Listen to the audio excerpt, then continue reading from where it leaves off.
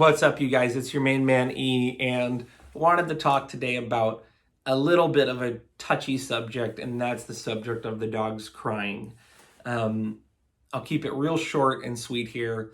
First and foremost, it's not the same thing when a dog cries and when a person cries.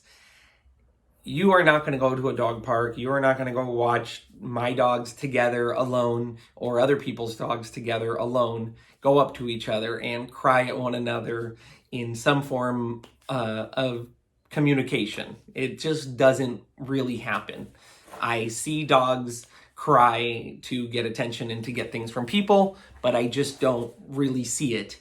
I'm not saying occasionally a dog doesn't cry to get attention from another dog, but the relative amount of crying you see that is directed towards people versus dogs directing it at other dogs is astronomically different.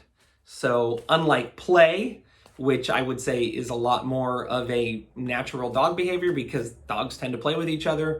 So by that extension, it's fair to assume that they would like to play with us. You don't see that same thing with crying. Secondly, I want to be clear, I would never tell a person to stop crying because crying as a human being is really important. It's a way for us to express our emotions and let out these emotions that are trapped inside. It's a way for us to signal to somebody else, hey, I'm helpless right now. I can't process information. I can't move. I'm stuck. I'm overwhelmed.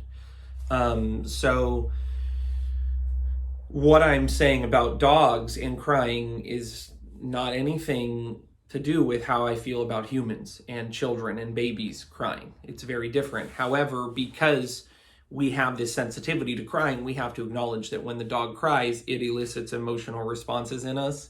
And we do have the same feelings that we would have if we saw a baby cry or a child cry or a close friend or relative cry. So it's understandable. We have this natural inclination to want to comfort, to want to pet, to want to touch the dog, tell them it's okay, try to explain to them the circumstances surrounding the crying that we witness. However, we have to acknowledge that to a dog that may not be wired in the same way as a human being, that may be confusing to them.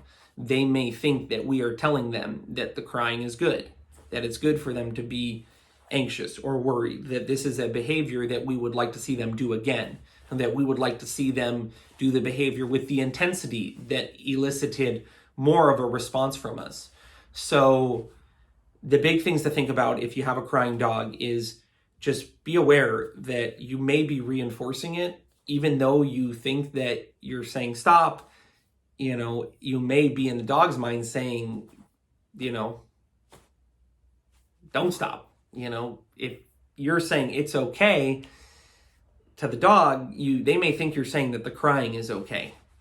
And even looking at them, touching them, opening the door or going to get the water bowl for them can be, in a sense, reinforcing this anxiety or this crying that may be related to a feeling of anxiety sometimes. So just try to be mindful of that. Are you reinforcing it? And try to think about how could you give the dog things to reinforce them being calm, to reinforce them being quiet, to reinforce them being patient or being confident. And how could you give them that same attention that they were getting for crying for doing other stuff that's better for them to do? So that's just a little video about crying. If you like it, go ahead and hit the like button or subscribe to my channel if you want to see more videos. And if you go in the description below, you can see how to check me out on other social media platforms. And also, if you want to hire me for one-on-one dog training consulting, I'm available to do that as well. Thanks so much. And remember, don't blame them, train them.